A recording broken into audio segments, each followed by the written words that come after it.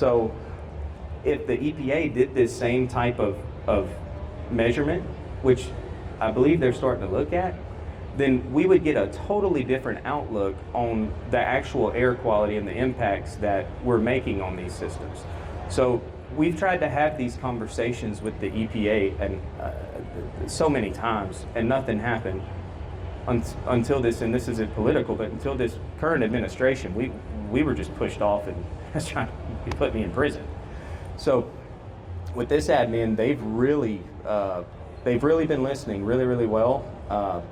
We're working directly with the SBA, so I don't know if any of you guys, have ever spoke with anyone with the SBA, but I highly recommend you get involved where you can. They're listening.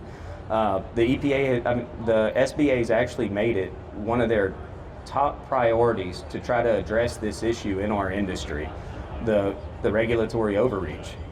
And believe it or not, this is costing America over $1 trillion.